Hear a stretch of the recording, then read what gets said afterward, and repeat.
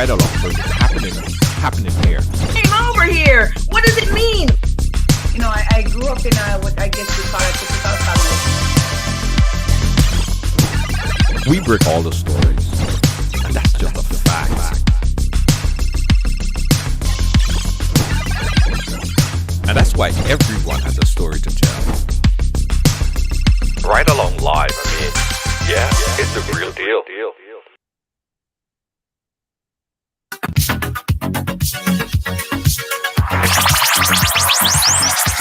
Right Along Live. Welcome to the ride. Welcome to what? Monday on the ride. Yeah. Monday on the ride. How you guys doing? Lord of mercy. Good afternoon, you Lois JJ. I see you. Big up yourself. Thanks for joining in early o'clock. Hey, good evening to who else we see here, Jed? Asul, you reach? Listen, as you reach, this is what you have to do, right? As you reach, I want you to share the program to a friend. Yeah, just share the program to a friend. Good evening to you, Elise, Joan Martin. How you doing? Big up yourself. Olia, I am not here for confusion or problems. Don't start the thing. All right. Hey, Selena, how you doing? Big up yourself. Guys, again, welcome to Ride Along Live. And we're in Grenada. And if you guys are hearing a lot of echo, it's because I'm in a new room and it's only me. So the acoustics in here is not at its best, but I hope everybody's hearing me fine. I hope you guys could understand what I'm saying. Good evening to you, Watson, Raquel. Big up yourself. Right, guys. So listen. As you know, it's election season in Grenada. I mean, we've seen countless rallies. We've seen all the rallies. In fact, yesterday was the final big rally, right? Today, police went to the polls to vote. So today, the police officers actually voted, right? They voted early because on election day, they have to be security for the election process. So police voted today. And so the things start. So we would have seen all these different rallies. We would have seen all these speeches, all this election, all this commercial advertising. We've seen everything, almost everything.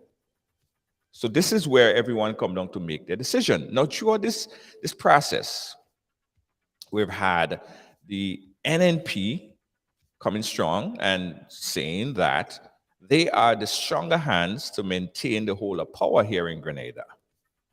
The NDC, however, is stating that with their youthfulness, they are the ones that should be elected into office to take the country forward.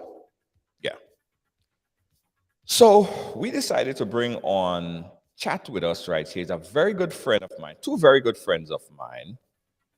And one of which you guys know very well. Well, you guys know all of them. But one in particular, been on the program, on a debate style program a few years ago, and we're happy to have him back, Mr. Bobby Steele. Bobby, how you doing, my friend? Bobby, are you hearing me? All right. Bobby, are you hearing me? Bobby? Okay, go back out and come back in if you're not hearing me.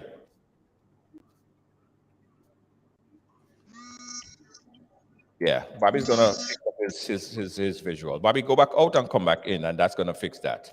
All right. In the meantime, she's no stranger to the ride. Janice is here, and Janice is a supporter of the National Democratic Congress. And Bobby would, when he come back, he would state and tell you who he's supporting. So Janice, welcome to the program. How are you doing, Janice? Oh, I'm doing fine. Nice. I'm doing fine. You look like you're fired. Fine. I gotta cover it up on election day because I won't be able to go to the polls with those nails, guys. Those of you who have your nails painted like mine in yellow, I was told that actually on the way to Carriacou One lady had hers painted in yellow as well, and she said to me, "Hey, you know you have to cover it up." And I was like, "Really?"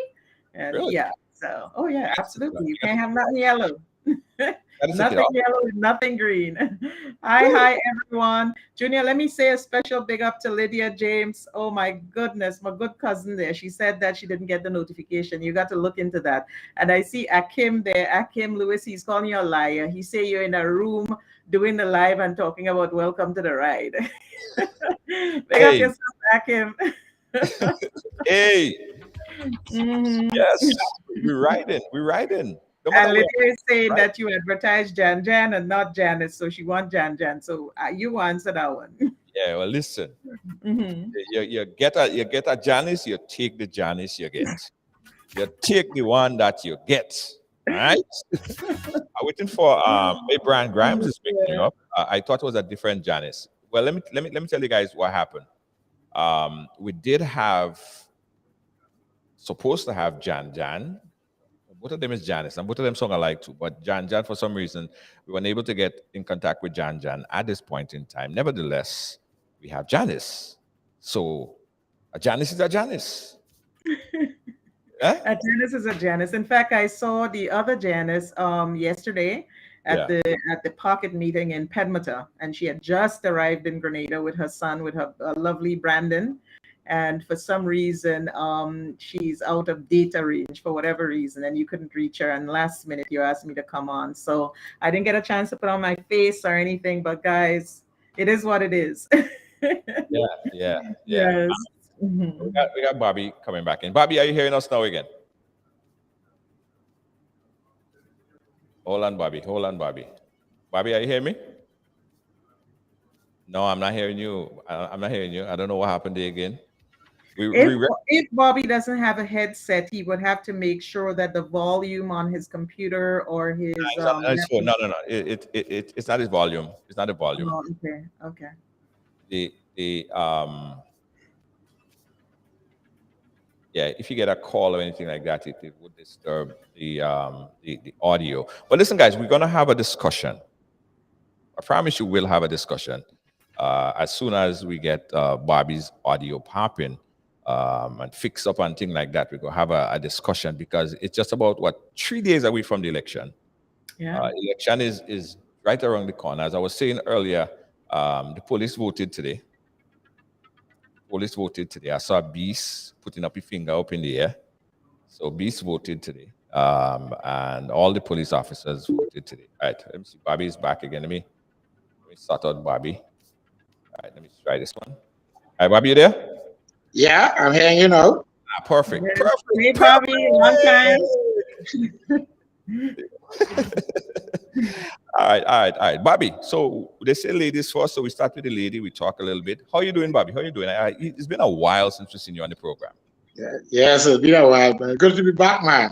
Of course. Very interesting week, huh? All right, Bobby, what's your take? And before I ask you that question, are you a supporter of the NNP?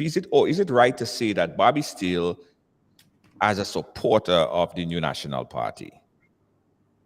So you'll be speaking kind of from that perspective. I'm a supporter of Grenada. Okay. And if I think that one particular party offers the best for Grenada at a particular time, it does not mean that I have to hold a card for that party or that I have to believe that that party is the only solution for us. Right. Okay, good. That's my answer. Good. Right. Just for a disclaimer purpose, also, Janice, is it safe to say that you are a supporter of the National Democratic Congress? 100%. All right. Okay. She even have a little peak of yellow in the back. You see the little yellow peak. Bobby, you see it? Yes, and pick it out. Behind me too, you know. I'm not hearing Janice though, to be honest.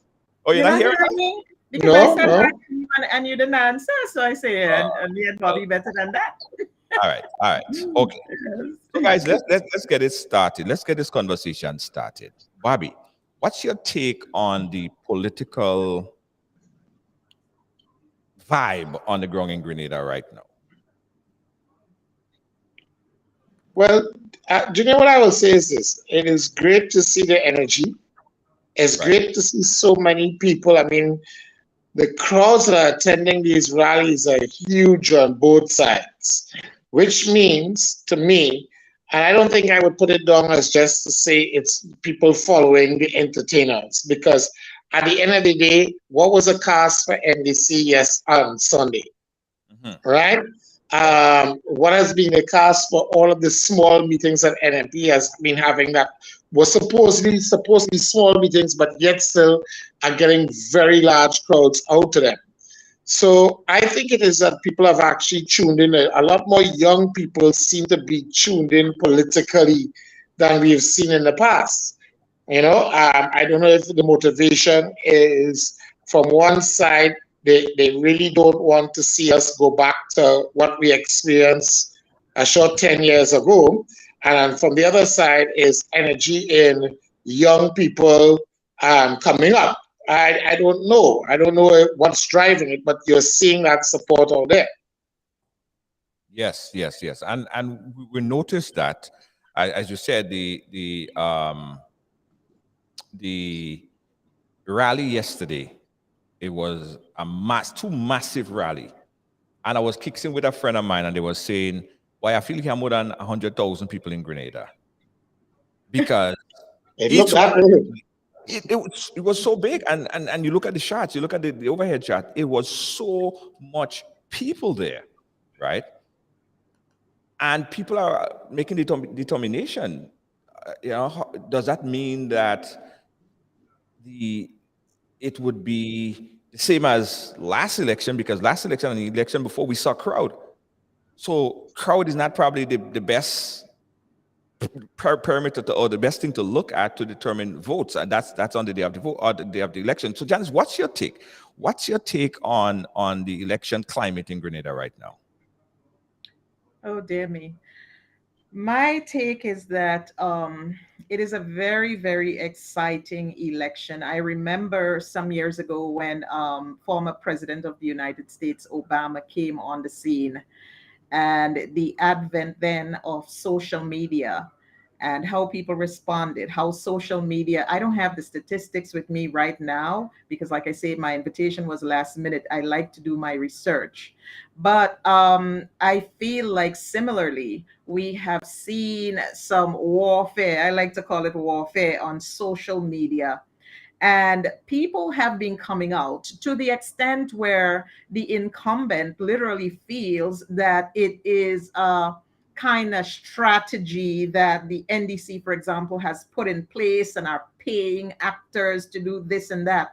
Little do they know that the wind of change has been blowing so hard and so strong that people are just motivated and propelled into this fight and are putting themselves in the front line, in the battlefield, without being asked to do so. I mean, I can speak to myself for myself, and I can speak for many other people who are in this fight and so on social media.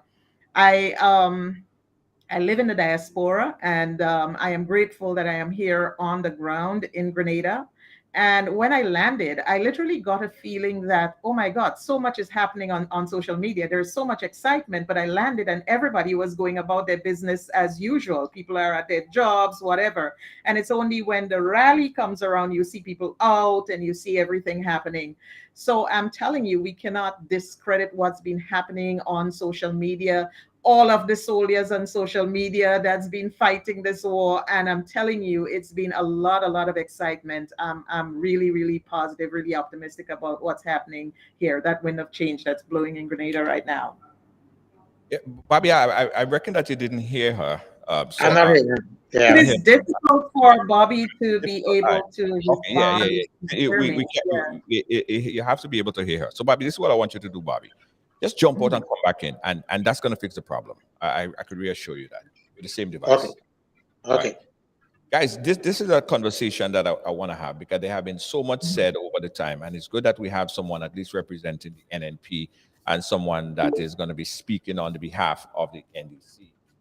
Bobby's back. Let me see if I could get him back inside. All right, Bobby. Bobby, you Janice? hear me now? Bobby, you still not hearing her? No. Wow. That is crazy. All right. Okay. All right. All right. All right. Let me see how we rectify this. Bobby, I'm going to call you on the phone line, and that's how we're going to have to do it because you need to hear her. Yes, Right. yes, for sure. And have a discussion. So, Bobby, I'll call you on the WhatsApp. And in the meantime, I'll read some of the comments that we have here. Junior, is it okay if I did that? Yeah, go ahead, Bobby. Let me call you on the WhatsApp, and then you'll be able to hear that way. Okay, no problem. So you need me to read? Yeah, I'll So, call you right now. I'll call you right now. Okay. special- Yes, yes, yes. I am just going to entertain you guys with some of the comments. Oh my goodness.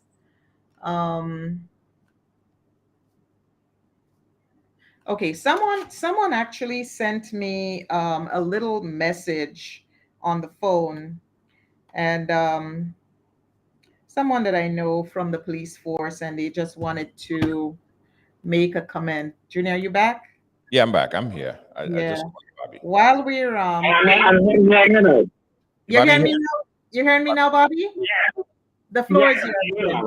yeah. All right. Okay. So Bobby's on the phone line, and he's hearing you Yes. now. All right. Yeah, you were saying, Janice?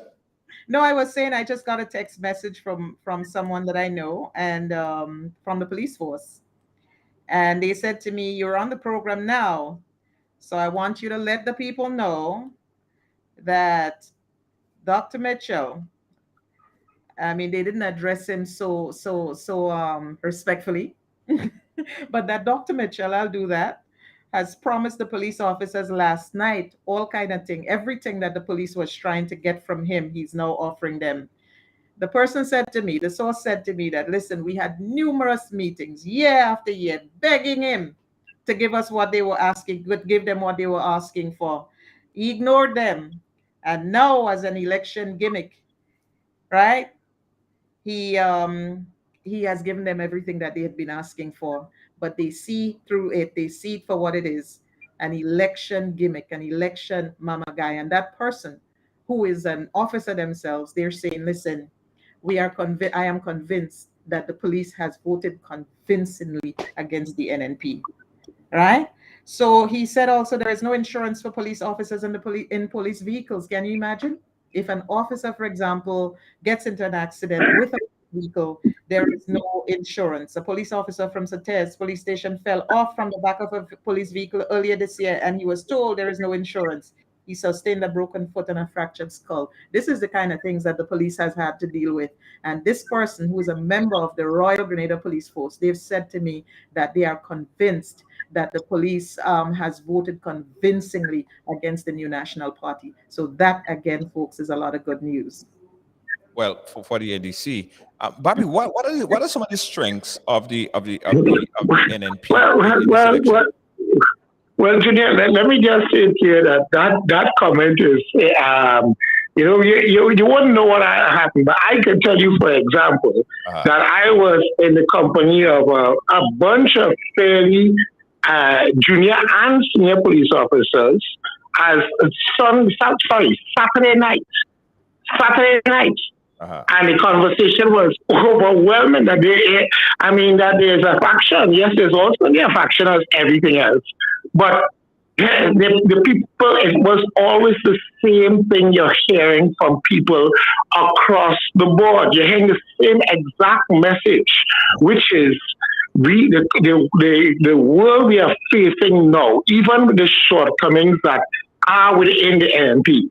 When you factor in what we have experienced before, when you factor in the fact that this particular NDC is very, very inexperienced, I mean, let us be honest. We do not have politicians amongst this bunch.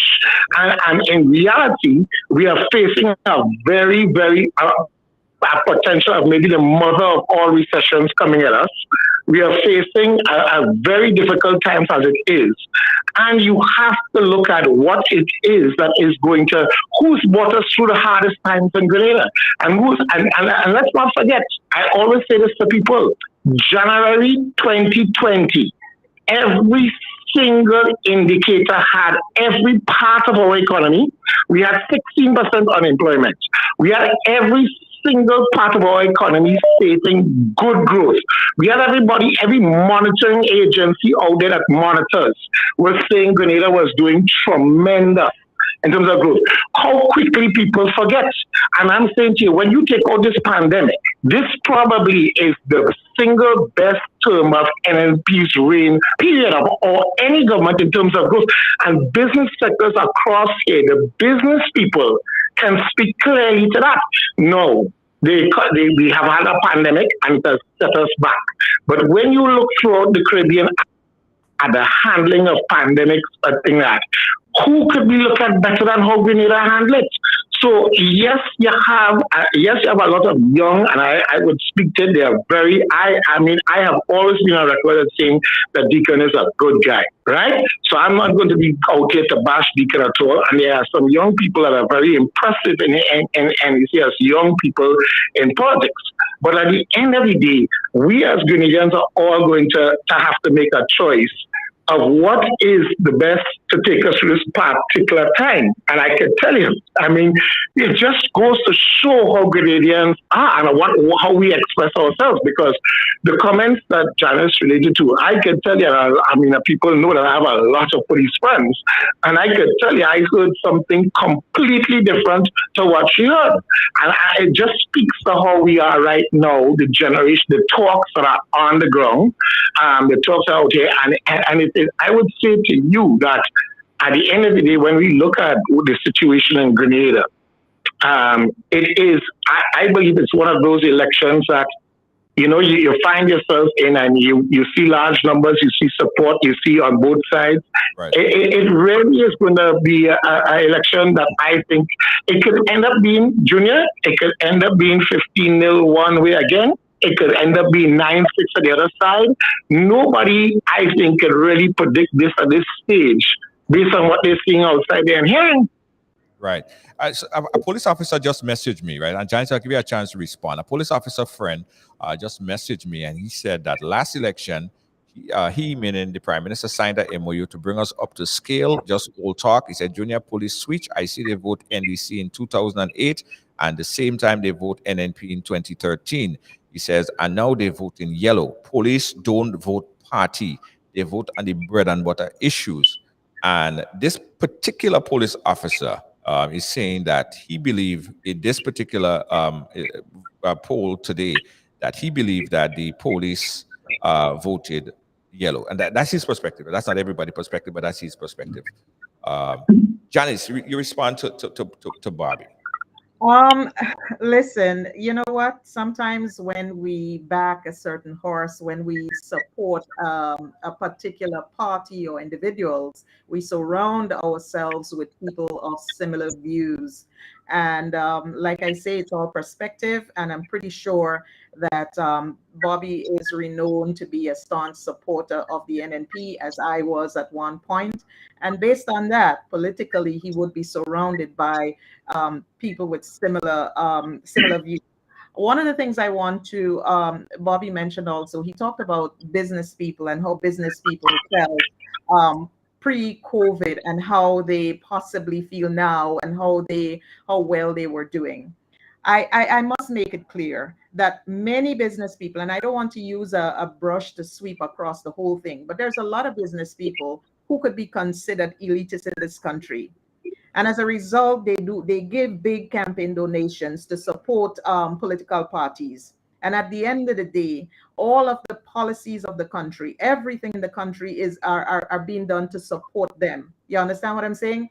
So how is it affecting the poor people, right? They get all these breaks, they get all these incentives, or everything they get because they give campaign donations for these very reasons. And that's why, for example, I'll give one example of people in the past who were bringing in cars from, and making a mint, making good money. And then all of a sudden, taxes and whatever went up, but anyway, the condition was created where they were encouraged, because it is to protect certain companies that are here in Grenada and are bringing in new cars and so on, and they were being affected by it. So the fact that business people are doing well is no indicator to me as to, you know, how well the people who are, you know, the working class and the poor class are doing in the country. So Yeah. that's my take on that.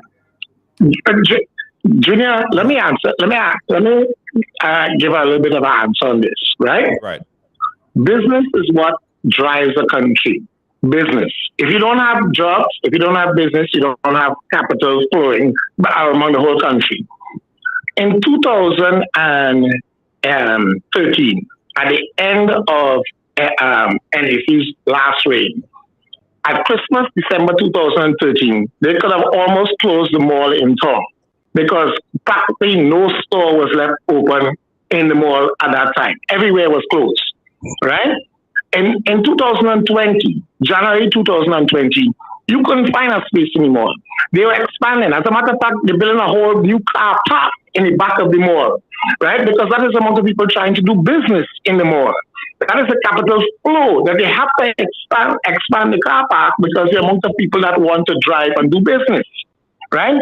So to say that business is some sort of elitist thing, I don't think the stores in town. Bobby, that's not what I said. That's not what I said. No, hold on. But Janice, I listen. So I would like to express my point, and you're right. I think it is a little bit assumptuous to say that I am a supporter of NMP. So therefore, the people I surround myself are only NMP. I think that anybody who knows me knows that Hold on. Just take it, please. I will listen again. I'm that kind of person. I have listened, and anybody who knows me, for instance, Jason is NDCite, and he tags me pretty much in everything. And I just commented actually on that I love to listen to the other side. It's important. And I have many friends who are strong NDCite supporters of the NDC party, right? And I believe that as Grenadians, you voiced your opinion on something, and I told you your opinion on the other side. I have no idea. And most officers that I know, if they're already things, they're not going to be out there saying who they're going to vote for.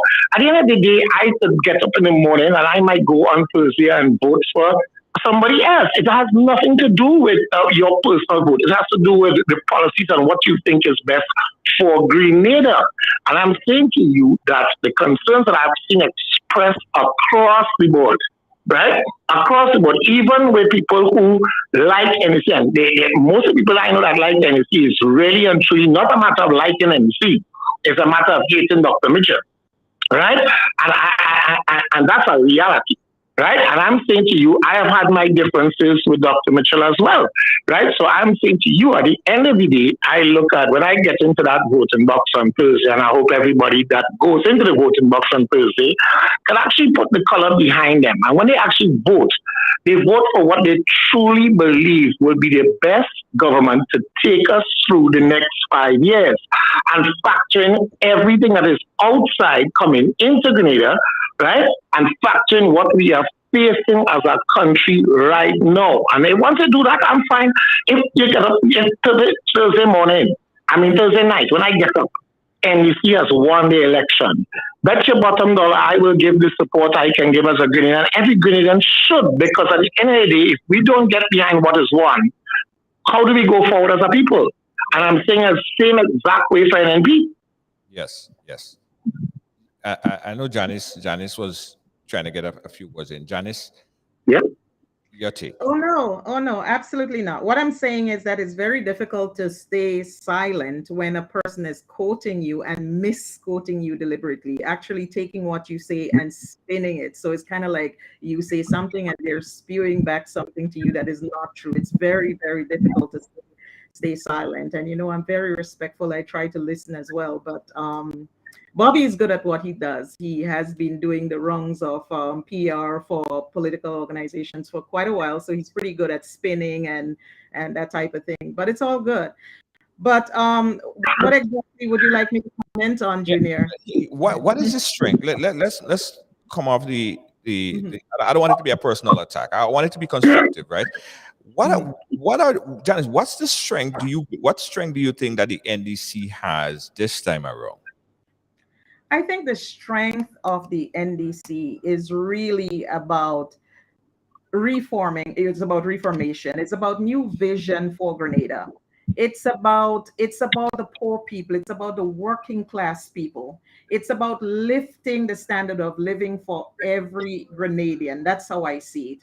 I see it about education for a young people. I see skills training. I see almost something like what happened in the Morris Bishop era, where people looked at some of the things that Morris was proposing. They were so tied to Gary and what was taking place there, but he saw that people were to some extent in bondage and that we had stagnated, and he wanted to see the country grow. He wanted to see the country move forward. He came forward with bright ideas, and I feel like this is what NDC under the leadership of Deacon Mitchell is doing right now, presenting Grenada with things that can take the country forward, that some people cannot even believe that it is possible, but it is actually possible. And I always like to say this, sometimes people are in bondage, they are in jail, and the jail door pops open and they say, you know what, you can walk, you can go free, you're free to go. And some people are so scared.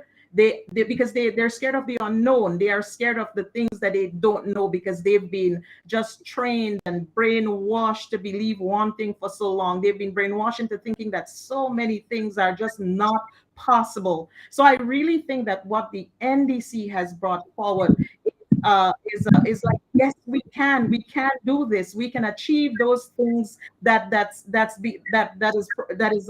is being talked about. It can happen. It can happen. People can be more educated. It's about the willpower and the determination to do something. Everything is not going to happen overnight, but I see in the leadership of the NDC just the desire, the determination to take Grenada on a different path. And there are people who are holding it back. There are people that are pulling back and saying it can't be done. It's a pie in the sky. But I totally believe in the vision of Deacon Mitchell and where he wants to take this country to on a different level. He wants to take us on a different path. And that's why I support the NDC. Bobby, do you think that is more? I love that. I love that, because let me tell you this, right? The same revel that Janice talked about there, right? And she's right. So many young people were inspired by the start of it and all the great ideas that it seemed to have.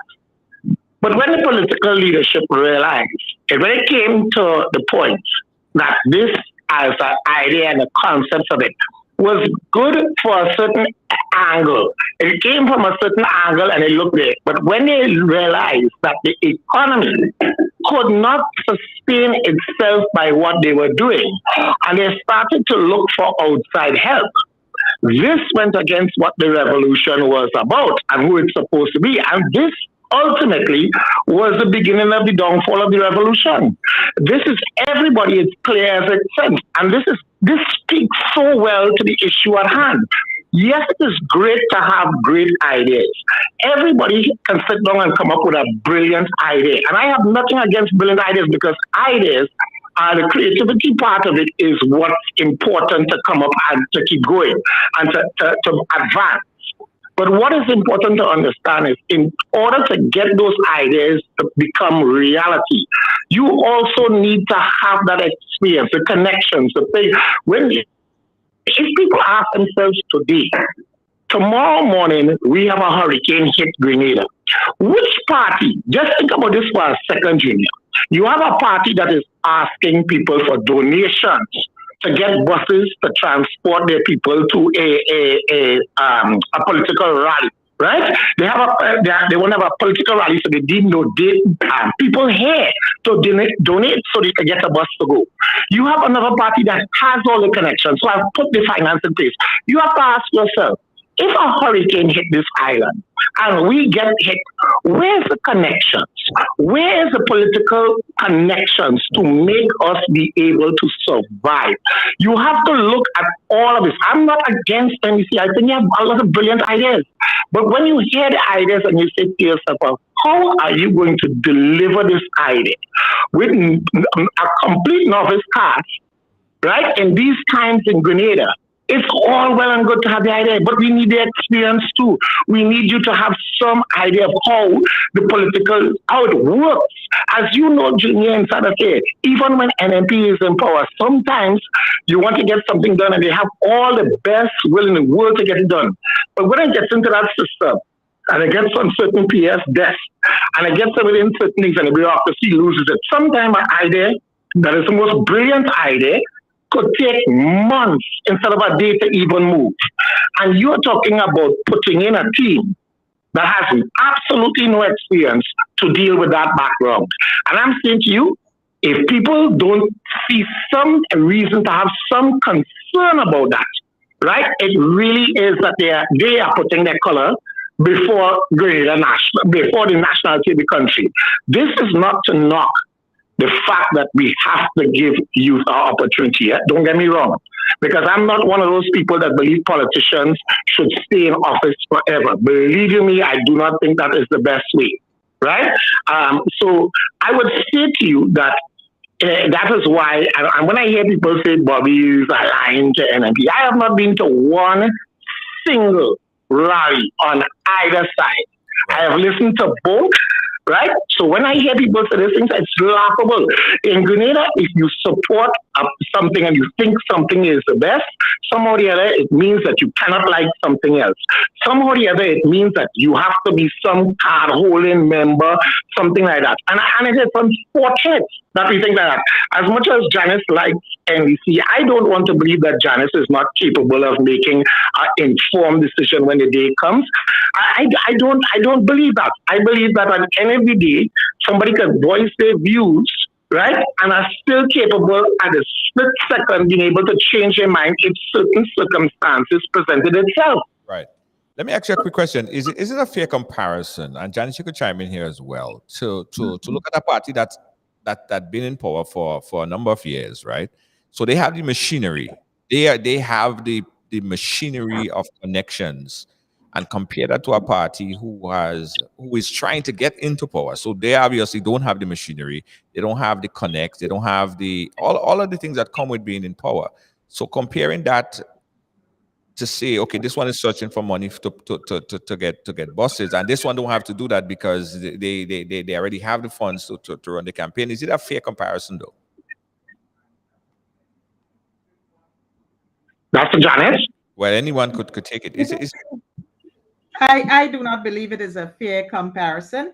But before I get to that, I need to address a couple of things that Bobby said, right? He said something about ideas and every idea and that. But I'd like to say to you, Bobby, that every accomplishment starts with a great idea, right? Another thing you talked about. I am not going to go into what caused the revolution to dissolve. I'm not an expert on that. I don't want to go there. I just wanted to make a correlation with the great gentleman and how Deacon Mitchell is actually doing his thing. You talk about ideas. Maurice Bishop was able to do agro-processing. Deacon talks about that. He brought us an international airport, and I hope you remember that. He introduced literacy programs. I hope you remember that. You also talked about grassroots donations, which is what the NDC has had to do to a large extent. And I'll tell you what, this is the best possible thing that could happen. What grassroots donation does, it means that people are so motivated, they are so passionate about their party and about moving Grenada forward that they are willing to dig deep into their personal finances to make sure that this happens. It means that this government that is coming in, that will come into power, and I say it, you know what, I'm not a hypocrite. When I supported the NNP, I supported them without any fear. Now I support the NDC and I do the same thing. And I'll tell you what, having grassroots support is the best thing anybody. It means that we're not indebted to anyone. It means that we don't owe anybody anything. So when the leadership of the NDC has to make important decisions, it means that they can do that without having to without being obligated to anybody. So I'm glad you raised those points. I'll tell you what, there's a lot of people on here, Junior, that I'm sure would love to be able to jump in and chime in, and time is going quickly. So I don't know. I mean, it's your show. I can't dictate to you. Yes. No. It's important. And I like this discussion. I think it's very constructive, right? Yes. What I'm hearing and what we're hearing from the NNP versus the NDC, what you, Janice, deem as a NDC, what you deem as the biggest thing going for your campaign. Others see as a liability, like Bobby saying, well, you have young candidates. Yes. You have young candidates who have not been in political office before, so they have not been tried and tested in political mainstream politics before, But right? Bobby said something earlier which disqualified what he was claiming there about lack of experience. Because at the end of the day, there's quite a number of people. In fact, if not all of them, we have had two people who've served as senators. We've had a number of people who have been extremely successful in their lines of business. So what I see is a group of people who have the capacity to learn on their feet. I have seen Deacon Mitchell. I remember about 2 months ago, I came to Grenada. About a month and a half ago, I came to Grenada. And I invited Deacon Mitchell to walk with me in Windsor Forest, which, by the way, is a place that the wave has swept in the opposite direction. And that particular PD is going to be won so handsomely by NDC, and I'm so confident of that. But I walked with Deacon Mitchell, and I got an opportunity for the first time to understand this young man.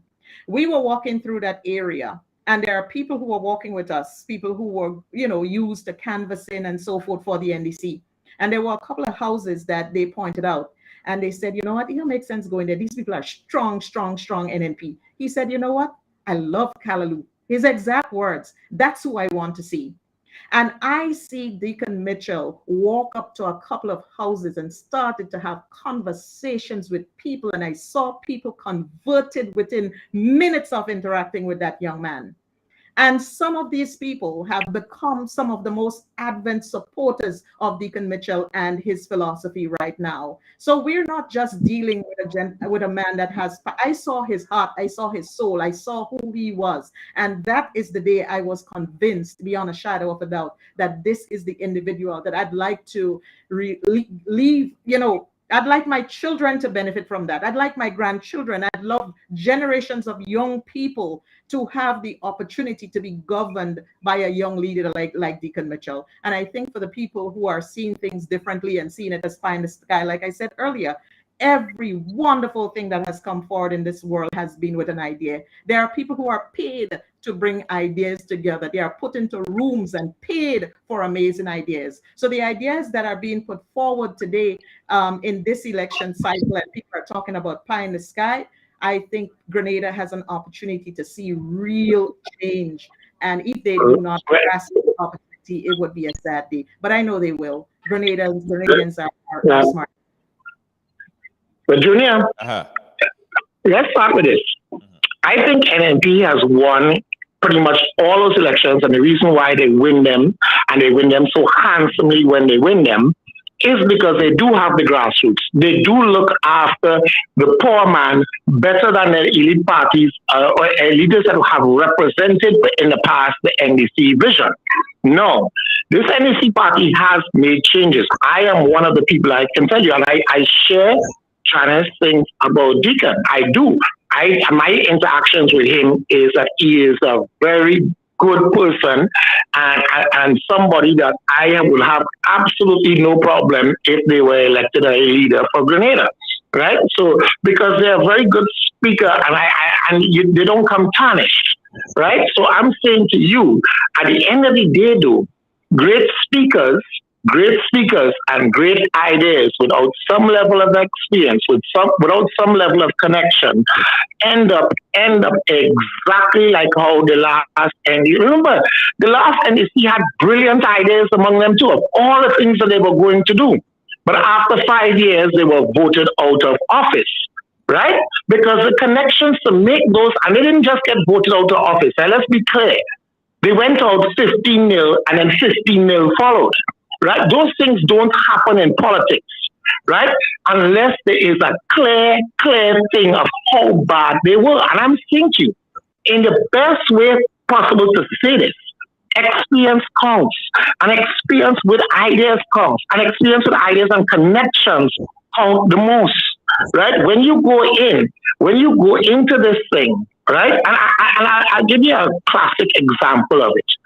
I had a conversation with somebody who was an extremely, and I think the entire Grenada knows it could not have been somebody who supported NDC more than, for instance, a Katai, right? I mean, he's painted everything. He was there. So when I saw him change to NMP, right? When I saw it, I was like, this is one of the people that I can't even understand how they will change, right? And it boils down to the same thing. It boiled down to him at the end, right? You have one party with all of the connections.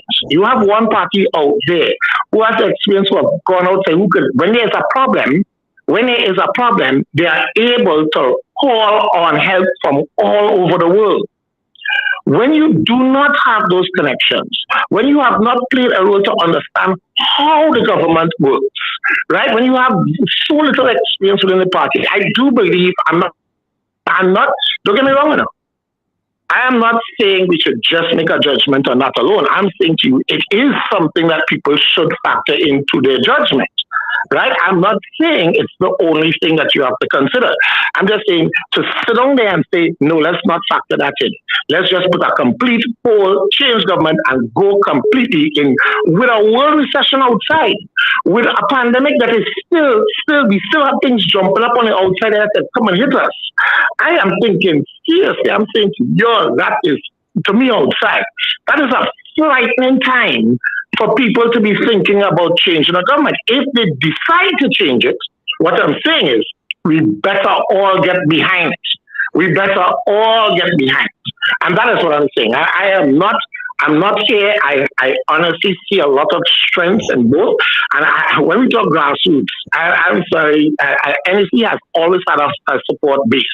They've always had a support base. And a lot of that support base is off of a hate Dr. Mitchell. Right? As certain mouthpieces of their express on the radio all the time. When you see NNP supporters come on the radio, right? Throw P on them and these kind of things that we see out there, right?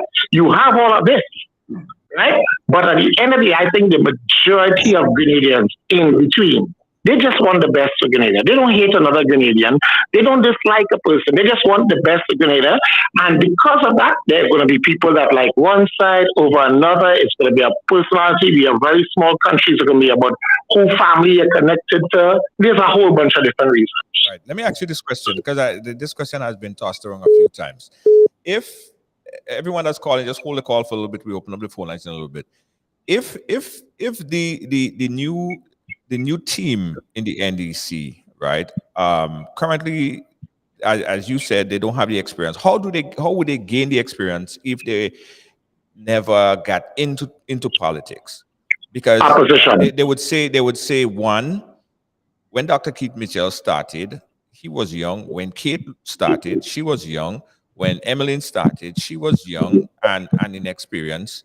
And they might be in a better position now, more experience. So how do you gain the experience in politics? I think being in the opposition is a good start. I think it can help. You can get into experience. You can understand a better working of the government. You can get to know people inside, whether or not you're operating within parliament. Right? It's not thing. It's the workings that count and making connections. Because even though you are sitting in the opposition, you are able to establish connections. You are able to do it. It gives you more respect, and people will see if you are also genuine to work your communities. If you're going to be there sitting down and okay, you didn't win this time, and you just pull up and you collapse and you go off the ground, then you're going to see a lot of things come out from that experience, and that experience will not hurt you. It will actually get you stronger, I believe. No. Could it be that they can get into office and do it and pull it off? Bro, I am not in a position to know. I will say to you this, right? Janice talks about grassroots donations, right? Grassroots donations as if that is what has driven NDC so far. But when you hear the allegations out there, and let me repeat, these are allegations. You don't know what is true. I'm not aware of the funding. I've seen an article written about concerns from banks. I don't know. But what I can tell you is that the allegations that you hear out there about the CBI funding, the allegations you hear about bounce checks all over the place. There's been no questions on them from the media investigating these. No media person in Grenada has said, let me investigate this and report on this and dig into this and get information. But you hear them outside. Funny enough, anytime you hear something about Dr. Mitchell, all of the media is rushing to ask the question. Well, I was looking at Kellan Bob yesterday, and Kellan Bob, who's a good friend of Ride Along, big up to Kellan Bob. He had Deacon Mitchell on the program, right? And he asked him the question about CBI funding and will CBI and the nature of the donation for his campaign. And he also stated that he's in support of campaign financing legislation. And that's another thing that I would like to talk about as well. So there have been questions to the NDC, i.e. via this particular program. So it's not all media not asking him the question. The question was asked on the Kellan Bob report yesterday. Yeah, well, I agree with you, Junior. I should not have said all the media, but I in the context I was saying, on the whole, we seem to always find that the media, anything on Dr. Mitchell seems to be, let's go dig that to the grave. But when you hear from the other side, it because let's be honest, wouldn't all of us who are really trying to be fair and balanced about things, if you hear serious allegations of things, wouldn't you want that candidate is investigated fully before they can put themselves up to leadership? And listen, I want to be also very clear. I personally, before even hearing any of these allegations, I would say to you that is one of the candidates that I personally like.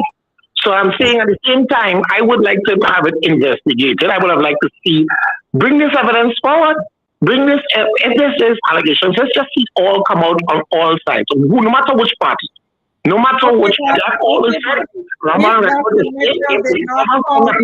about Mitchell. Hold on, been trying to investigate a lot of stuff. Let's talk about this. We didn't hear the first thing that you said. I said if Dr. Mitchell had not called the election so quickly, this snap election, perhaps they would have used time to investigate people before they became candidates. Another thing, Bobby, I think a lot of what you're doing is fear-mongering. You guys have tried, well, the NNP party, I say you guys, the NNP party has tried everything. Their strategies have failed miserably, in my view. And what they're doing now is fear-mongering, talking about who would you trust to do this and who would you trust to do that. You talk about Katai, like serious? That's your guys' mantra? Let me tell you something. I will not sit here and say that there was not a time when the NDC was going through some traumatic periods and uncertainty. But I know that with the leadership of Mitchell, they have taken this thing forward, and there is nothing you can say. Katai, I'm sure he regret the decision he made. You talk about hate for Dr. Mitchell. I personally don't hate Dr. Mitchell, and I know a lot of the supporters of the NDC have a lot of respect for Dr. Mitchell. He has made a lot of contribution to the development of the country for the years he's been there to some extent, and at other times he has dropped the ball completely. So to talk about hate, I want you to tell me, Bobby, who bought the post office? Who owns the post office? Are you willing to tell us that?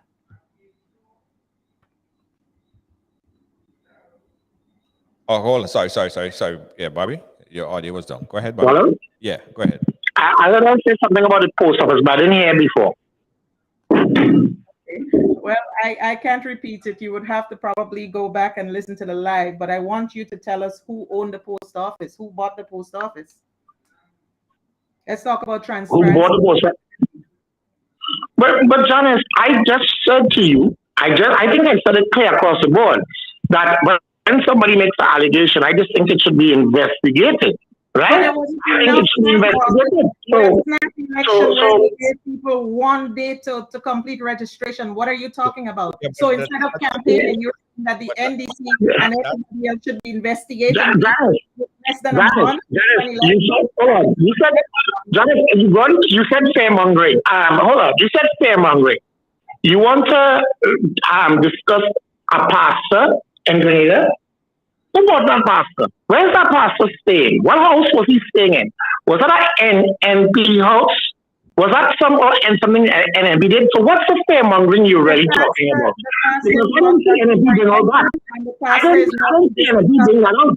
the pastor was in this discussion, I would be asking in that question. One, the pastor is not the leadership of the NDC. Secondly, he's not on this panel. But are you willing to admit that the pastor? Are you willing to admit that pastor was connected to a house of a very high-ranking member of the I am NDC? not aware, Bobby. I'm not aware. I don't know about the affiliation. I haven't personally investigated the matter myself. Right. And that's So I'm something saying, that that's what I'm saying, Junior. I'm looking. That's what I'm saying. That's what I'm saying. Again, let me repeat. Allegations can be investigated, and this thing that the Hold on, guys. Hold on. It's not gonna work when only uneducated people will believe that there was only one day to go out and get registered. For months, both parties were campaigning and telling all the people to go and get registered. So this context that we're trying to tell that we only had one day.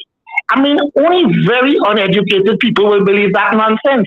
If Grenadians chose not to go, even though both parties were telling them for months to go, and mind you, from those months, a number of people were going, even if it was more on one side than the other, right? The fact of the matter is, if Grenadians want to sit down and procrastinate, you cannot blame the government, the people all across. Dr. Mitchell was calling for months.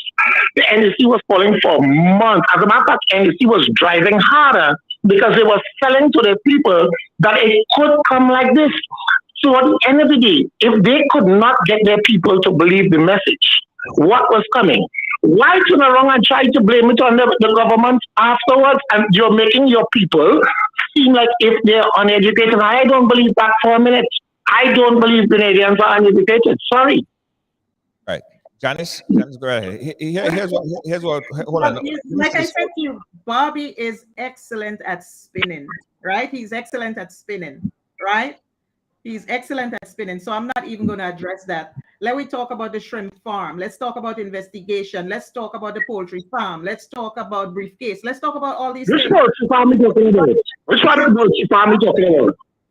Which one are we talking about exactly? Are we talking about the recent one involving somebody within your party high up? Which one are we talking about exactly?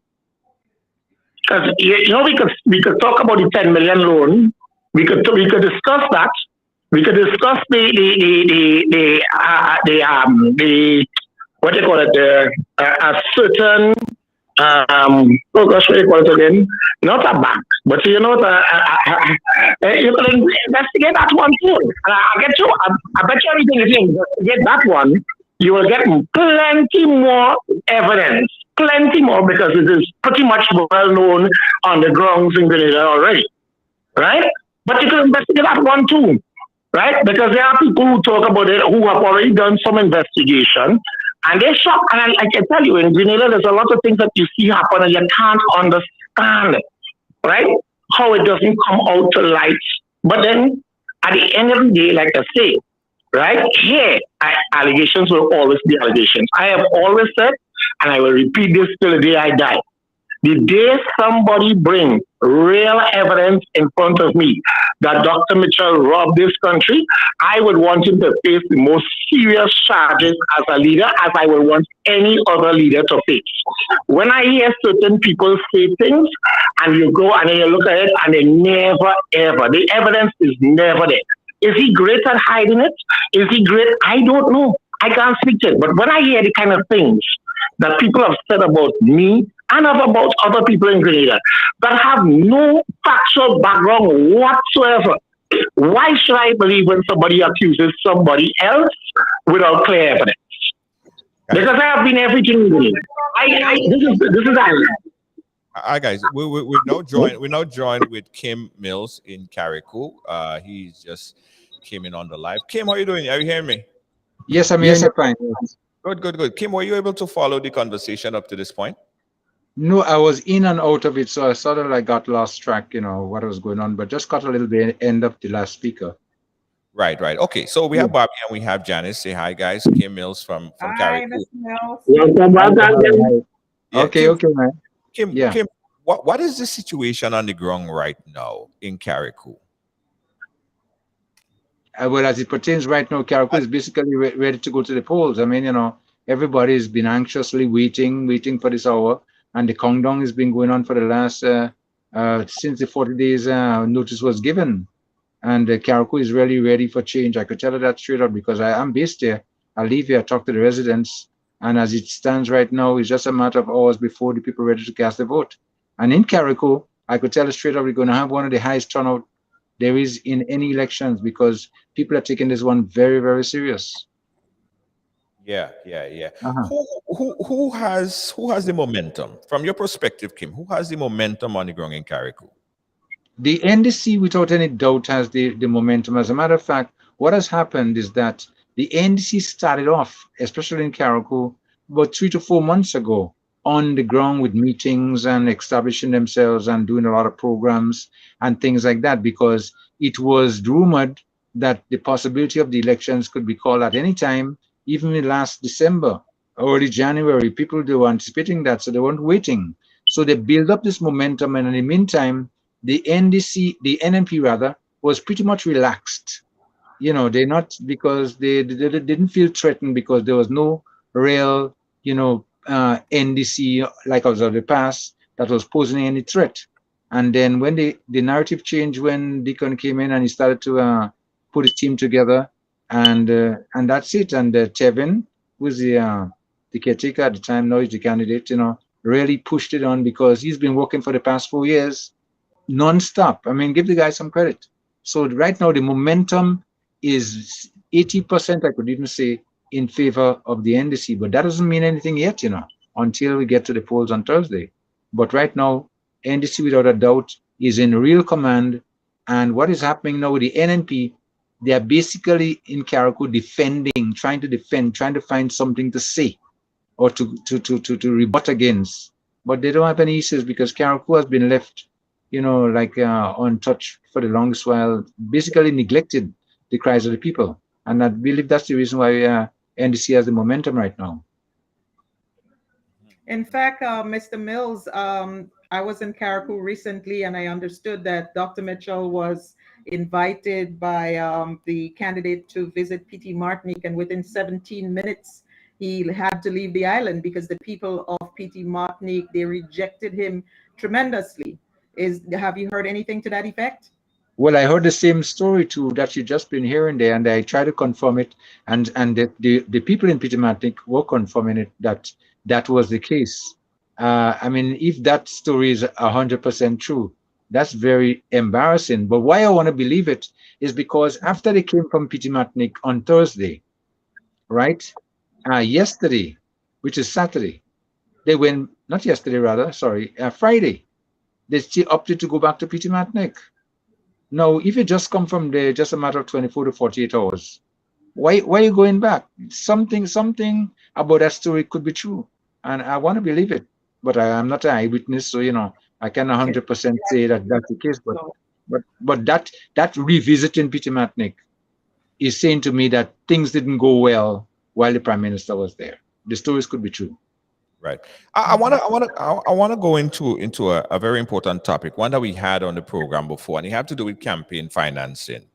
Bobby, what's your take on campaign financing and having it legislated that it's very clear who donate to political campaigns, and having a cap on businesses and the amount of money that they could donate to a particular campaign? What's your take on campaign financing reform, Bobby? I 100% will support that. I have nothing against that. I think it evens the playing field. And let me tell you, maybe it would even work in the advantage of the ruling parties at times. Because let's face it, right? If you look across social media outside of Grenada, right? When you come across and you look at social media, one thing that has been consistent, right? Consistent across the board is that the strength of support for the opposition party has always been there from outside, right, has always been there. No matter when they were having the worst time, when they're losing 15-0, you were still seeing across social media the massive support for them from outside. So I'm not necessarily saying, I think that the NNP, in terms of raising funds throughout their years in office, has been stronger. I think that they have a further reach, not necessarily social media, people that voice up opinions and stuff like that on social media. But it's going to be, it's like I said, Junior, it's going to be a very, very interesting. The last two elections, I could have predicted, and I did, and it's there for everybody to see. I predicted 15-0 both times. Somebody asked me this elections, who is going to win?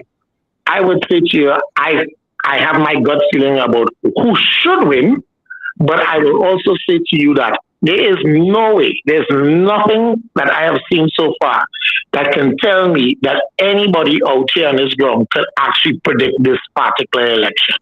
If they're saying that they're saying it because of their own support. But if you're going on, what are you seeing outside? I mean, let's be honest.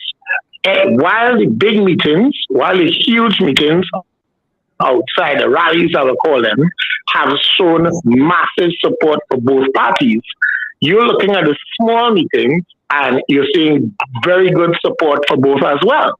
So I couldn't do it, and I would never venture to say something. I think I think people have long made up their mind. If you ask me if something can be said between now and Thursday to change their mind, no, I don't think so.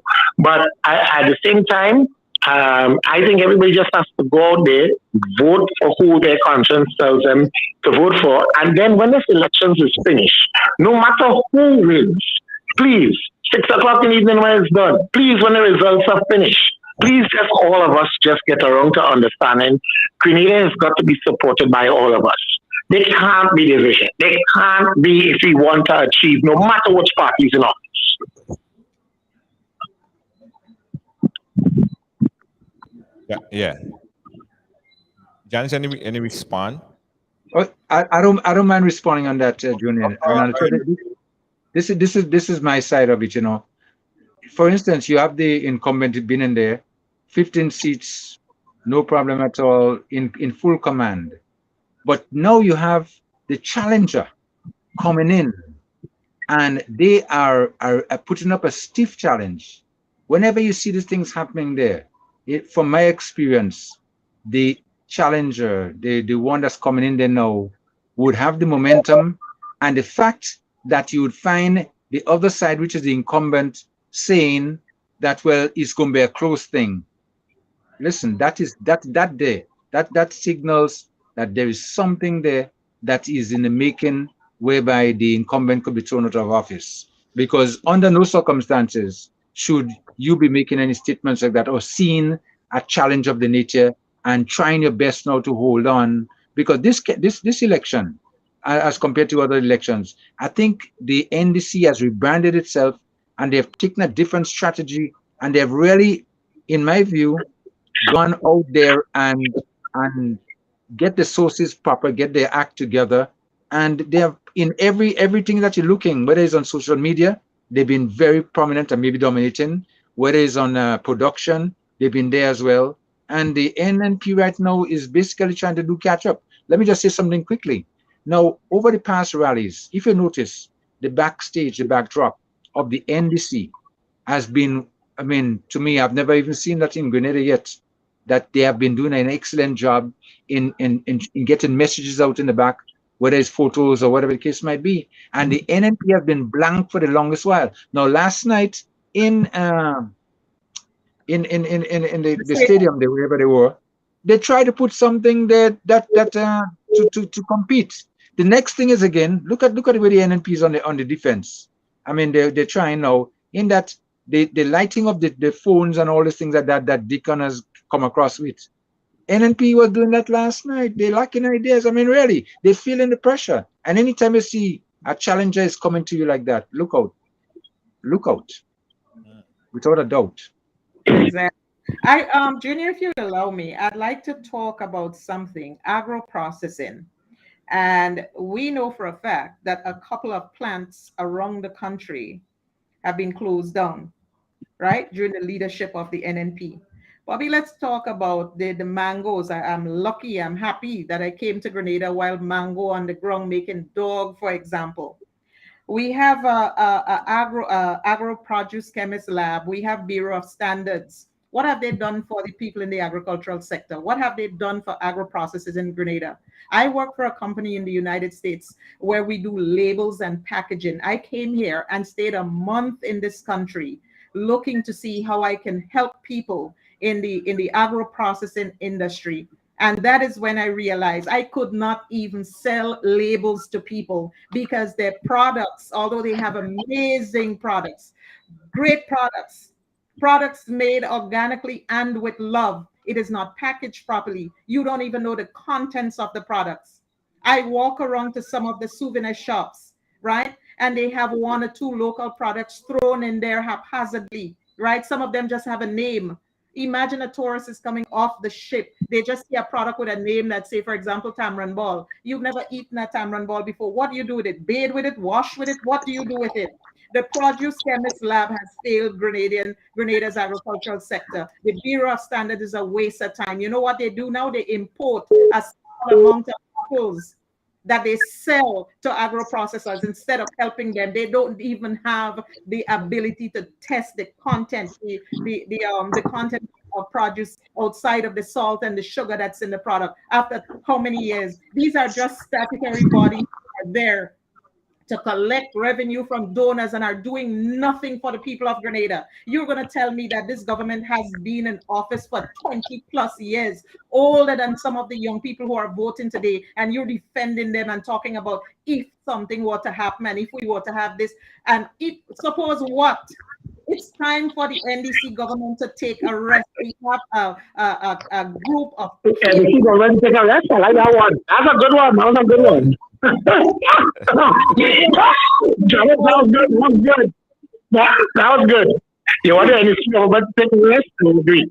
All right. So listen. At the end of the day, like I said, right, Junior. At the end of the day, like I said, right. For instance, people see these things and they don't see other things in the background, right? For example, every single expert out there said the biggest problem facing us in any form of manufacturing is our energy costs, right? So what does the government do? The government talks to the people. The government says they're going to invest. They're going to buy Grenelec. They're going to get it in there, and then they're going to get to a point where they can subsidize, reutilize, let the energy, the factories invest into the electricity by the solar panel and whichever ways are put in place so we can reduce our energy and subsidize our costs for factories. This is something that NNP talks now for the ages. So they get the electricity company. But what does the other side do? The other side is fighting down. The other side is fighting down why they invest in the electricity company now. Why they have more pressing issues. This has always been the other side's issue. No matter what, they build a health center in Guelph. It is open. It is state of the art. Guess what they do? They come out and say, what? Now they build that. They don't even have doctors. They don't have nurses. They don't have the. It's always going to be this. And guess what? Every question Bobby does not respond, and he goes on to another issue. Bobby, you have asked some questions and I have responded. Every time I ask a question, Janice, we can't say anything if you scream over here. Some of this happens when the other side is in office as well. Don't get me wrong, Junior, I am not going to say that this is all NNP is the good one. And you see this nonsense? I'm against this. When it's a good idea, push forward with the idea, get behind it, support it. Let me give you something, Junior, and I will never forget this, right? The GTA concept was actually a concept that was formulated under the NDC government. They did all the research work. If I remember correctly, at the time, it was Simon Steele that was working with them doing the research. But when it came time to implement, they basically shelved the project and with all the good ideas. So NNP took this up, great ideas, put it back into play, and it has been one of the best things we have ever done for our tourism sector, without a doubt, right? And yet, right, what happens is you find the other side say, well, that was our idea. How is it your idea if you don't finish it? If you don't find a way to complete the project, whether or not that means you have to stay in office to complete it by winning the elections, by doing enough good that the people will keep you in power to give you another chance to finish their project, it doesn't matter.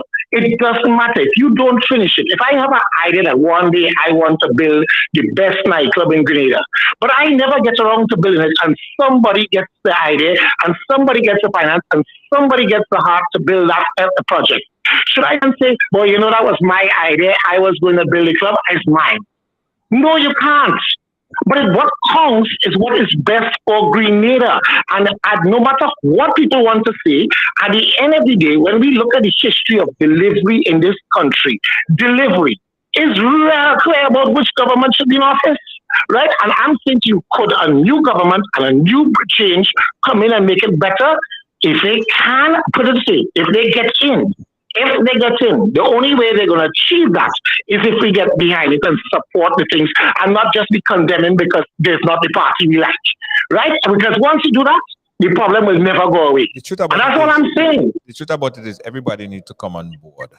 I want to get Janice has some passionate response, and I want to get Janice respond on it. But let me also say, because I saw a few people ask this question, why are we not seeing Bobby? The reason why we're not seeing Bobby, because we had a problem connecting on the live, so that's why you're not seeing him here. He's not no kind of conspiracy, nothing. I know there's gonna be some kind of talk on Facebook that we have Bobby on the phone, we can't see him and everybody else there. That's not the case, guys. We had some connection issues. That's why Bobby's on the phone line and you cannot see him here. No conspiracy there, right? Let me make that very clear. Janice, go ahead. No. The reason why I got a little agitated earlier, I was saying that every time I ask Bobby to respond to something, he ignores it and he moves on to another issue completely. And like I say, I would like for us to be able to have a conversation. We should be able to. I make my point, he responds to it, and vice versa, and we keep it moving. So that's what I prefer. I don't know. Yeah, but the only thing is, if we have both of you guys talking over each other, there's no value for the viewers because nobody hear anything. I just hear noise in my head, so I understand what anyone is saying. So yeah, Bobby, one of the things, and Kim, you could respond to it as well. One of the things that's plaguing me and is plaguing a lot of broadcasters, a lot of people, not only broadcasters, everybody, is that Dr. Mitchell decided, and I think it was on last election as well, that he's not willing to debate. He will not debate Deacon, and he would not have any one of his candidates debate. And they are making very limited television appearance on independent media. What's your take on a debate and having the candidates coming together and putting out their points, talking about their strong points, and have it debatable so that the audience could really see clarity? Why isn't your side not willing to debate? Well, first of all, let me repeat, not my side, right? Let's repeat this. My side is Grenada. I've expressed that over and over. So let's get this so we all understand this. Now to the debate issue. Look, I will say this about the NMP. The NMP's way of debating, the way of bringing their points across and talking has taken a direction of where they're doing consultation across the island, where they're having direct conversations with the people. This is what they have been doing for a number of years now. They believe, Dr. Mitchell believes, and let me tell you, there has been a number of evidence to support that over the years, that their media, when we talk about independent media in Grenada, I mean, some people try to pretend that they're independent when it suits them. But the reality is, we have seen in Grenada, right? You can't be scared. Come on, you can't be scared. No. It's not Grenada, but it's not scared. It's not scared. It's just, listen, I 100% believe in debate. So I want to make that clear to you. I 100% believe in debate. So, however, if a particular party decides, for instance, that the way that they will get their message across to the people the best is in individual consultation against, okay, if I'm not a great speaker, right? But I am a deliverer, somebody who will actually get there and deliver when the time comes. Would I put myself to go up against a great speaker who might then not be able to do the delivery, or would I deliver and let my delivery speak for what I'm doing? And you see, it depends. What is it as a goal? If a political party feels that the strength of going up against, and I'm not saying it isn't. Don't get me wrong. I'm not saying it is. But let us be honest, right? Deacon Mitchell is a very, very good speaker. He is very good. And it reminds me of what I'll say right now. Another great speaker out there is Akima Paul. And I think that is a very potential future leader of this country, right? People have different strengths. If at the moment, if this particular time in Dr. Mitchell's reign, he feels his best way to express and get the points across and reach the people is by talking to them directly and letting them ask him questions which he answers. I can't fault him. That's his choice. If it works for him and the party and the country, fine. Janice, do you think that it's an injustice to the population if you don't have the head-to-head debate? I think it is important. I think it is important that the people hear from the leaders of our country. I think it's important that they hear them side by side. I think it's important to hear what the individuals have to say about the same issues at the same time. It is the best way to really understand our leadership and to understand where they are taking our country. I think it's important. But I wanted to make a comment about the media. I have good information, solid information, that some statutory bodies, and when I talk about statutory bodies, I'm talking about places like Housing Authority, places like GIDC, whether it is marketing board, statutory bodies. I'm just giving examples of statutory bodies. But a lot of these people have been given instructions not to support certain media houses, right? Not to support them in terms of advertising because they are perceived as not being 100% in line with NNP and what's going on with the NNP right now. Let's look at Housing Authority, for example, right? I have no inside sources, right? But let's look at that organization. Most of the people that they are targeting with advertising are people that live in the diaspora, people who wants to come back home to build homes and things to that effect, right? So there are platforms, for example, that are reaching thousands and thousands and thousands of viewers from the diaspora. So when you tell these organizations, do not advertise with certain media houses because they are not dancing to the NNP tune, what are you doing? You are standing in the way of thousands of people getting the message and actually using the Housing Authority to build houses.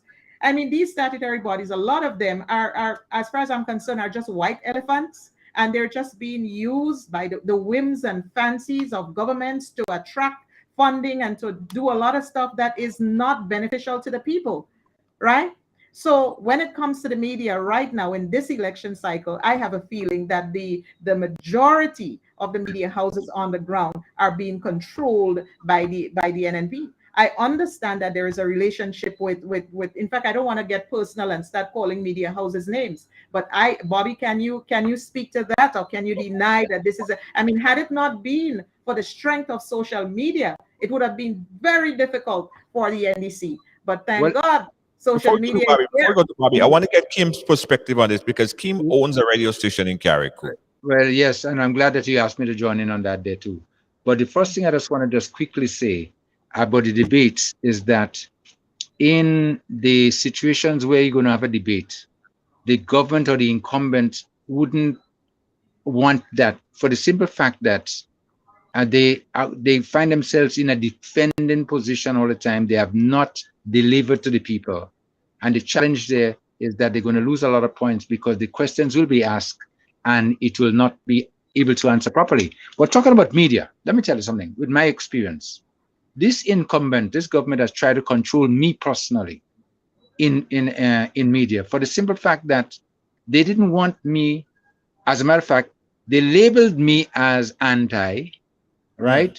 And because of that now, as Janice just spoke about supporting and things like that, I don't get no support period from the government because there's a black mark in the ministry and all these other places there where my business is concerned. I should not get any support.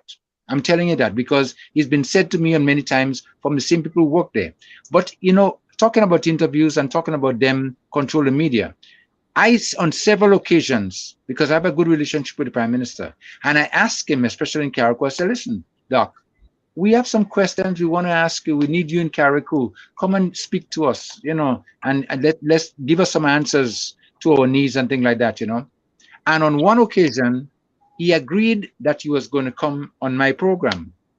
But lo and behold, I received from the Philomena, the inside the press secretary, a list of questions that they want me to ask. I refused. I said, listen, hold on. I am not going to go along with what you're asking there because I have questions here in Carriacou that we want answered, and not you say, well, that's the way they do it, you know. They give you these questions in advance, and so you could ask the Prime Minister. I said, well, if that's the case, count me out. Case closed. No interview. Then they weren't satisfied with that. They came back. You were asked to. He was given specific questions to ask the Prime Minister? Yes. Of course. I'm telling you. This is a fact. Listen to me. I refused. So when I refused, they really wanted me they really wanted to get in the media. They really want to get the Prime Minister because he has been out of Carriacou for the longest while. So the second proposal that came to me, okay, we're going to allow you to ask some questions, you know, but his time is going to be limited. He'll be only able to be on the program for 20 minutes. I say if it's 20 minutes, he's going to take 15 minutes with his introduction, 5 minutes from me, out. I gone again. I'm telling you, they try to control you. And that's the bottom line. Now, listen what happened. Let me tell you what happened.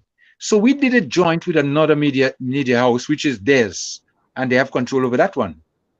Now, when it was their turn, they said to me, well, I could ask my own questions.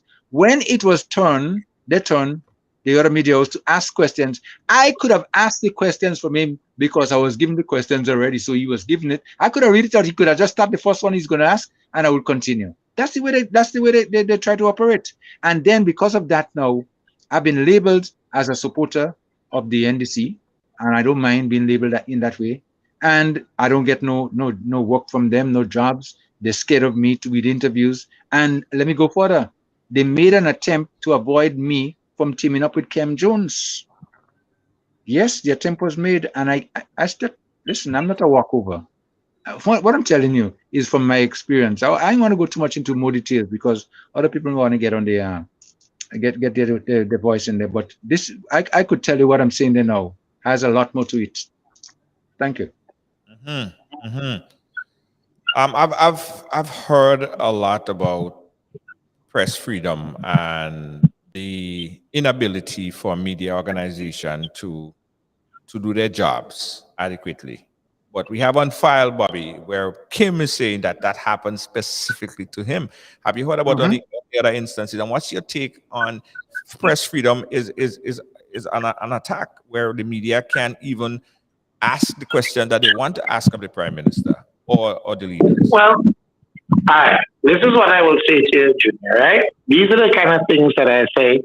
Sometimes you have to watch the situation and say, okay, for example, if I owned a radio station and I asked the Prime Minister to do an interview on a radio station, and then I was informed by his press secretary that I would only be able to ask him questions that I have provided, I would assume that would have come in the form of an email, that would have come in the form of some kind of conversation, be it WhatsApp message, be something, right? Because only value it has is there. Now, why have I sat quiet on this? Why have I not felt the need? Because I just heard him express that he doesn't care. Yeah, he stands on his own strength. But then bring it forward. Let the people see. If there's something like that happening, let the people see it. And let these things, because that's how we stop it. When we just talk And everybody just goes and say, "But this is what this one they hit. This is what they want they hit." And this is what, for example, I have sat on statutory bodies, and I can tell you, on those same bodies that I have sat on, they have people who have very different feelings about government, and you would think that everybody who gets onto that board is pro-government, pro the ruling party, right? And I could tell you that some of the things expressed by Janice, I would agree on. That some of these people that get onto these bodies, I mean, I have a real problem with, because they get on there and they do absolutely nothing. It's like they go there to collect the stipend. But would I say that is because it's that they are NNPites? Would I say that is because they how to put it, unprofessional? Which one would I really say? Right? And what I would say is, a lot of the times people are put onto bodies with the expectation that what the people believe and their strength, and when they get on there, they don't have it, because they have other people have supported them and give them an image of what they have, what they are capable of doing, and they really can't. Right? So, I mean, I am not going to blame the top when you have people inside who get on all these bodies. When you look at government, for instance, a lot of the things, you talk to anybody, on whichever side they sat on, and you talk to them and ask them why it is that things that should take 1 day, 2 days, maybe a week, why do they take months to get done? And a lot of time it's the people inside the structure, the actual bureaucracy that causes the status. It's not the man at the top. Yeah, it's not the man at the top. If it is happening, would you agree with me that it shouldn't happen? The press should be 100%. right. Hello, Ken. But Junior, Hello. be honest. Who wouldn't? Who wouldn't? I remember, for example, when I was doing a radio program, let me give you one example. I was on a radio program one time, when as a matter of fact, he was the PRO at the time of the NEC, called the radio program, and accused me of lying. And then he hung up the phone. Right? And then I obviously talked and I said, well, okay, if you're saying I lie, right? And you hung up the phone, it's because you don't want to hear the truth. But if you call back, I will ask you a question. Right. And when you finish asking you a question, you'll have a chance to respond. And if you have a chance to respond, and you can tell me. And he talked. And then I gave him the information that I had. And he started to stumble. He couldn't answer it. And then he said, well, if that happened, it's somebody else that did that and I didn't know about that. I said, would you like to hear the fax number? This is the fax number here. This fax number is associated with a particular office. You can go and check that for yourself. When you finish checking it, call me back. But until then, you have come on a radio program, you have accused me of lying when I am the one with the information, and you don't have the information. Right. And I'm saying to you, we see this a lot here. If people call and say, for instance, that the media, this one don't like them, bring the proof. Bring it out there and let the people say, don't come to me and say the Prime Minister trying to shut down all media. The Prime Minister was trying to shut down Roll. The Prime Minister was trying to shut down Sharia. The Prime Minister, you can keep going on and on and on. Right. But bring it forward, bring your proof forward, put it on the table, and then what surprises me, if that was the case, why are you going back? Why are you going back? Why are you thinking about the job? You don't understand it. You don't have to stand for something or stand for nothing. Right? And I'm sorry, I have my differences. I have said it very clear, and I've made my points very clear at why I have chosen myself to not be associated with any particular party, but I know I'm confident of who I will vote for come on Thursday. Right. I'm very confident, and I think that is I can say clearly so everybody understands. My decision came down very simple. Right. With these turbulent times outside there, with what we are facing outside, would I go for experience or inexperience? Right. And that's what it comes down to, period. Let me just say that we have to wrap at exactly 8 o'clock. There is a special program that's coming at that time. We have to wrap at that time. So we're going to go around in this last couple of minutes and get some final takes on it. Janice, we'll start with you. Okay, so I just wanted to, I made the point about board members and whatever. Board members are generally placed into organizations because they are sympathizers of the current administration. Generally, that's what happens. And basically, these board members answers to the prime minister's office, whichever government is in office, right? So when the prime minister or someone at his office picks up the phones and call the chairman of the board and say, this is what I want done. I want you to not send ads to here or there, or don't support this person. This person does not work in my interest as a media person. This is what happens. Okay, so let's not sugarcoat that. In terms of Bobby asked a question about people coming out and speaking and stuff like that. There has been a lot of talk about victimization. This is a small nation, right? A lot of people do not have the means to sustain themselves if they make enemy of the government. And so there are times when people would want to stand up for themselves and speak out, but the fear of losing the income that they used to support their family, it is real. At the beginning of this campaign, talking to people on the ground, and I mean, thank God I do not depend on this current administration for my livelihood. But if I did, would I be as vocal as I am today? I doubt that is the case. So I'm saying there's a lot of people who would like to speak out. There's a lot of people, whether they're in the police force, whether they are in the teaching fraternity, whether they are nurses and doctors, whether they even work in the government ministries. They would love to have a voice. And in fact, I was so heartened when I saw the wife of this police officer, Mr. Beast. We know him in the realm of Calypso.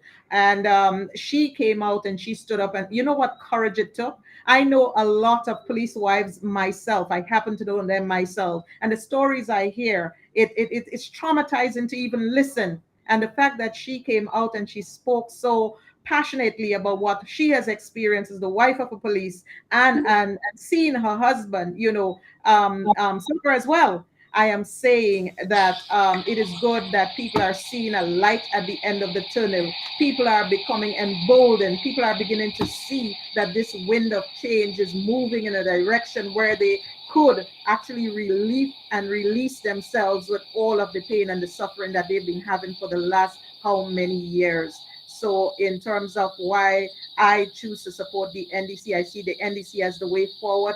I see a group of experienced people, as came out of the mouth of Dr. Mitchell. I see people who have been successful in their previous endeavors. I believe they have the capacity to learn on their feet. I know we have good permanent secretary, and I don't want to get into the story of what was done to Ms. Gemma Bain Thomas. That's another story for another day. But I know that the permanent secretaries, they will do their job. It's Grenada first. And I really look forward to the next NDC administration. And Bobby, I like the fact that you said, regardless of the outcome, that you are there to stand behind the next administration, regardless, and that we should all come together as one Grenada, one love. You talked about hate earlier. I guarantee you there is no hate. Yes. Okay. Again, guys, we have 6 minutes, guys. We have 6 minutes, so we have to filibuster the time. So I want to get to Kim's closing, and I want to get to Bobby's closing, but we have to finish exactly in 6 minutes. Kim, let me get your closing remarks, and then we'll get to Bobby's. Kim. Okay, Kim, we're not hearing you, Kim. Your audio is gone. Yeah, we're still not hearing you. Yeah, we're still not hearing. Okay, Kim, sort it out. Bobby, go right ahead. We'll come back to Kim. Well, I just want to say, I love when we have a conversation where we could use examples. I remember, for example, Royal Titus and his many situations with the government, on the NMP, and then NDC came in office, and guess what happened? Let's look back at history. History is a very good teacher. And then Royal came and NMP got back into office, and Royal came and worked with the NMP, right? He got back to the NMP, worked within the the GIS, right? We have the examples that we could look at. We could go across the board and find examples. And Janice, I'm not sure if you actually sat on any statutory body. I don't know, so I'm not questioning it. But what I would say to you, sometimes government doesn't have to put a person who is a supporter of their party into a position. They can give the position. A smart government also gives positions to people who belong to other parties to try and gain their support. Right? You can have this happen as well. And I can tell you, I have sat on boards and I've seen that. right? And I can tell you that sitting on those boards, I also see that the people who are on the board vote. And there's never been, not one single time in all the years I sat on those boards, I've never seen a single time that we got a directive passed down by the Prime Minister through the CEO that we have to go this way or that way on any decision. So when you speak it, I haven't seen it and I cannot speak to that. If you have sat down on a statutory body and that has happened, fair enough, but I haven't seen it. And I can tell you point blank that this is what happens again. We love the melee talk. We love to say this one did that, and this is what happened. I'm saying if we started to deal with cold, hard facts, here's the email, here is the information where the person sent it to the media to Kim. We have to wrap up. All right. Anyway, again, all of y'all vote your conscience and come Thursday. Yeah. Let's go there, and whatever happens at the end, again, I repeat, right? Let's put Grenada first at the end and support whoever wins, please. Right. Okay. All right. That's what it is, guys. It's Grenada first. We are all Grenadians at the end of the day. We're gonna wrap, guys, because thank you guys for watching. But I just want a quick one word. Next election, Janice, what's your prediction? What's your prediction? Clean sweep, NDC. NDC. All right, Bobby, you quickly. What's your prediction? I would say to you right now, I'm leaning 10-5 to the NNP. 10-5 NNP. All right. We're going to be monitoring the election. And don't forget, guys, we are going to be bringing you live team coverage of election 2022. Election night in Grenada. It will be an exclusive broadcast. We have field reporters all over Grenada bringing the broadcast. Of course, we're going to have a team of analysts right here inside studio bringing the broadcast live. And as the numbers come in, you'll be able to see it on screen in 3D digital format. We thank you guys for watching. Sorry for the rush, but we have to wrap up. We have to go. We have a program coming up at 8 o'clock. Thanks again for watching, and thanks for being a part of our program. Join us again tomorrow for more Ride Along Live, where everyone have a story to tell. Good night.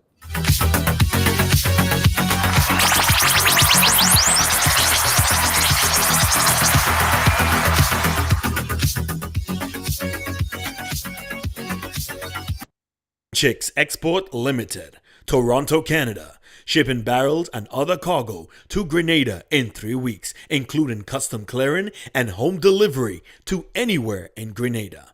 They source, purchase, and ship new and used anything. Call or WhatsApp Eric, aka Greens, on 416-569-9755. That's 416.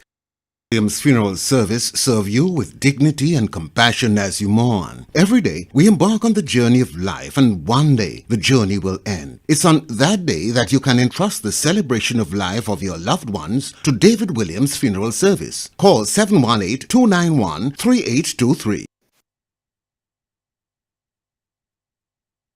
It's hard to imagine this is how 2020 started. But across the world, dozens were falling ill with a mysterious virus that would ultimately change life as we know it. Chinese health authorities are still working to identify the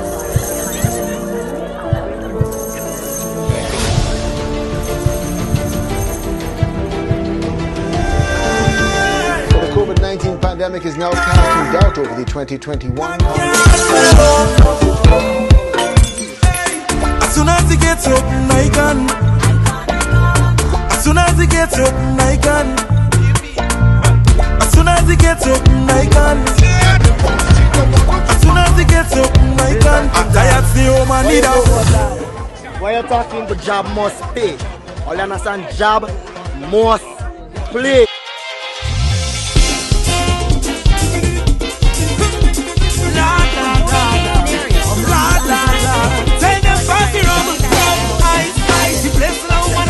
Watch how the party turn up tonight. Because we out and bad and the people better we causing trouble. Just watch how we causing.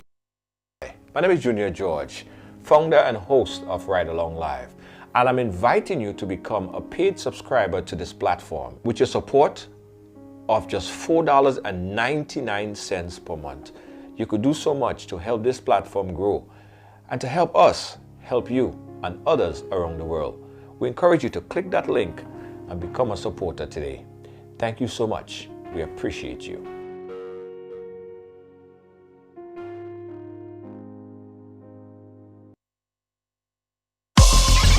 Well, it's on Ride Along, so it's happening here. Came over here. What does it mean? You know, I grew up in what I guess you call a typical family. We break all the stories, and that's just a fact.